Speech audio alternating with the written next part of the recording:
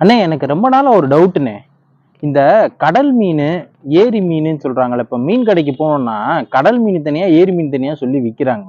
இதுல இந்த கடல் மீனுக்கும், ஏரி மீனுக்கும் என்னண்ணே வித்தியாசம்? இதுல வந்து பாத்தீங்கன்னா, இந்த ஏரி மீன்லயே குளத்து மீன், ஆத்து மீன் அப்படின்னு சொல்றாங்க. இது எல்லாமே ஒரு வகையா இருக்கு. கடல் மீன் தனியா இருக்கு. இதுல எது அதிக சத்து வாய்ந்தது? எது எல்லாரும் சாப்பிடலாம்? எது சாப்பிடக்கூடாது? இதுக்கு 2க்கும் உள்ள வித்தியாசம் என்னண்ணே? இந்த டவுட் எனக்கு அடிக்கடி இருந்துகிட்டே இருக்குண்ணே. இது யார்ட்டையாவது கேட்டு தெரிஞ்சுக்கலான்னு பார்த்தா, அண்ணே நீங்க கிடைச்சீங்க. சரி உங்களுக்கு தான் இந்த விஷயம் தெரியும்ல, கேட்டு பார்ப்போம் அண்ணன்ட்ட அப்படின்றனால கேட்கிறேனே. எனக்கு இதை மட்டும் தெளிவா சொல்லுங்கண்ணே. இதுக்கு என்னண்ணே வித்தியாசம்? என்னடா தம்பிக்கு இந்த வாரம் டவுட்டே காணாமேன்னு பார்த்தேன்ப்பா. அதாவது இந்த ஏரி மீன், குளத்து மீன், ஆத்து மீன்லாம் பார்த்தேன்னா, ஏரி, ஆறு, குளம் இதுல இருக்கக்கூடிய புழு பூச்சிகளை சாப்பிட்டு உயிர் வாழும். ஆனா இதுவே நீ கடல் மீனை எடுத்துக்கிட்டேன்னா, அந்த மீன்கள்லாம் பார்த்தீங்கன்னா கடல் பாசி அப்படின்னு சொல்லிட்டு ஒட்டிட்டு இருக்கும். அந்த கடலுக்குள்ள பாறைகள்ல இல்ல கல்லுல எல்லாம் ஒட்டிட்டு இருக்கும். அந்த கடல் பாசிகளை உணவா தின்னு இது வந்து வளர்ந்துட்டு இருக்கும், இந்த கடல் மீன்லாம். ஸோ அதனால பார்த்தீங்கன்னா, இந்த கடல் பாசியோட தனித்துவம் என்னன்னா, இந்த கடல் பாசியில வந்து ஒமேகா 3 ஃபேட்டி ஆசிட், அதாவது ஒமேகா 3 கொழுப்பு அமிலம் அப்படின்னு சொல்லிட்டுன்னு ஒரு வேதிப்பொருள் இருக்கும்பா. இது வந்து நம்ம உடம்புக்கு என்ன பண்ணுதுன்னா, நம்ம உடம்புல ஓடக்கூடிய ரத்தத்தை உறையாம பார்த்துக்குது.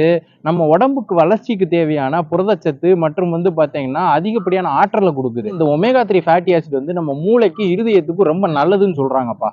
ஓ! கடல் மீன்ல இவ்ளோ சத்து இருக்கா? பரவாயில்லையேண்ணே. அப்ப குழந்தையில இருந்து பெரியவங்க வரைக்கும் எல்லாத்துக்கும் குடுக்கலாம்னு சொல்லுங்க.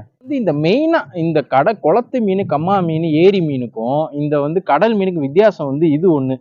சரியா? அந்த ஒமேகா 3 ஃபேட்டி ஆசிட்ன்றது வந்து இதுல வந்து ஆத்து மீன்ல கிடைக்கிறது கஷ்டம். ஆத்து மீன், ஏரி மீன், குளத்து மீன்ல. இப்ப நீ வந்து இன்னொரு விஷயம் என்னன்னா, இந்த கடல் மீன்லயே இந்த சின்ன மீன்கள் இருக்கும் பாத்தியா? அந்த காணாங்கெளுத்தி, மத்தி, சங்கரான்னு சொல்றாங்க பாத்தியா? சங்கரான்றது சில ஊர்ல நகர மீன் அப்படின்னு சொல்லுவாங்க. இந்த மாதிரி மீன்கள்ல தான் வந்து பாத்தீங்கன்னா வந்து அதிகப்படியான ஒமேகா 3 ஃபேட்டி ஆசிட் காணப்படுது. ஏன்னா இதுதான் வந்து பாத்தீங்கன்னா அதிகப்படியான கடல் பாசிகளை தின்னுட்டு உயிர் வாழுது அப்படின்னு சொல்றாங்க. ஸோ இதனால என்ன ஆகுது அப்படின்னா, இந்த மீன்கள்ல வந்து ஒமேகா 3 ஃபேட்டி ஆசிட் அதிகப்படியா காணப்படுது. இந்த மீன்களை தின்னோம்னா அதிகப்படியான ஆரோக்கியம் இருக்கு. ஆனா இந்த மீன்ல வந்து பாத்தீங்கன்னா ஸ்மெல்லு வருது அப்படின்னாலையும், முள்ளு நிறைய இருக்குன்றனாலையும் நிறைய பேர் வந்து பாத்தீங்கன்னா இதை அவாய்ட் பண்ணுவாங்க. ஸோ இதுதான் வந்து பாத்தீங்கன்னா அதிகப்படியான சத்து. ஆல்சோ வந்து இந்த மாதிரி மீன்கள்ல இருந்து தான் வந்து பாத்தீங்கன்னா இந்த விட்டமின் டேப்லெட், இந்த மீன் மாத்திரை இதெல்லாம் தயாரிக்கிறாங்க. பாடுறா, மாத்திரைலாம் அதுல இருந்து தயாரிக்கிறாங்களா? மெயினா வந்து இது குழந்தைங்களுக்கு கொடுக்கலாம். அதாவது குழந்தைங்களுக்கு சிக்கன், மட்டன் கொடுக்கறத காட்டிலும் மீனை கொடுக்கலாம் நிறைய டாக்டர் சொல்றாங்க. நிறைய தெரிஞ்சவங்க நிறைய பேர் அந்த மாதிரி சொல்றாங்க. இந்த மாதிரி கடல் மீன்ல வந்து நிறைய அட்வான்டேஜ் இருக்குப்பா. அப்ப இந்த ஏரி, இந்த குளத்துல எல்லாம் இந்த மீன் இருக்குல்லண்ணே, இதெல்லாம் வந்து அந்த அளவுக்கு சத்து இல்லையானே? அது கொடுக்க கூடாதா இலை? அது வந்து சாப்பிடக்கூடாதுன்றீங்களா? வந்து ஏரி மீன், குளத்து மீன், ஆத்து மீனை தின்னக்கூடாதா அப்படின்னு கேட்டேன்னா, அப்படி இல்லப்பா. அதையும் திங்கலாம். அதுலயும் சத்துக்கள், தேவையான சத்துக்கள் இருக்கு. ஆனா இதுக்கு 2க்கும் என்ன வித்தியாசம்னா, இந்த ஒமேகா 3 ஃபேட்டி ஆசிட்னு சொல்லக்கூடிய இந்த ஒமேகா 3 கொழுப்பு அமிலம் வந்து இதுல வந்து காணப்படாது. அதாவது ஏரி மீன், குளத்து மீன்ல இருக்காது. இதுதான் மெயின் டிஃபரன்ஸ் இதுக்கு 2க்கும். இதுல வந்து முக்கியமான ஒரு விஷயம் என்னன்னா, கடல் மீன்ல கொஞ்சம் உப்புத்தன்மை இருக்கும்பா. ஏன்னா அது கடல்லே வாழுது இல்லையா, உப்பு தண்ணியிலே. ஆனா இதுவே ஏரி மீன், குளத்து மீன், ஆத்து மீன் எல்லாம் பார்த்தீங்கன்னா அந்த உப்புத்தன்மை அதிகப்படியா இருக்காது. ரொம்ப கம்மியா தான் இருக்கும். 0.1% தான் இருக்கும். ஸோ அது வந்து இது ஒரு பெரிய வித்தியாசம். கடல் மீன் வந்து கொஞ்சம் உப்புத்தன்மை இருக்கும். இதுல வந்து உப்புத்தன்மை கம்மியா இருக்கும் குளத்து மீன்ல. ஸோ இதான் வந்து பார்த்தீங்கன்னா இந்த கடல் மீனுக்கும், ஏரி மீனுக்கும், குளத்து மீன் இந்த மாதிரி மீனுக்கெல்லாம் வந்து வித்தியாசம்.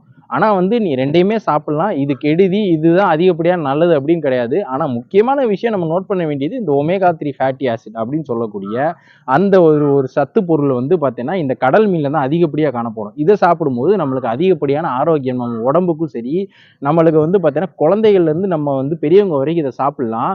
இதனால நான் ஏற்கனவே சொன்ன மாதிரி நம்மளுக்கு வந்து ரத்த ஓட்டம், இருதயத்தோட ஃபங்க்ஷனு, மூளையோட ஃபங்க்ஷன் இதெல்லாம் நல்லா செயல்பட வைக்குது அப்படின்ற மாதிரி சொல்றாங்க.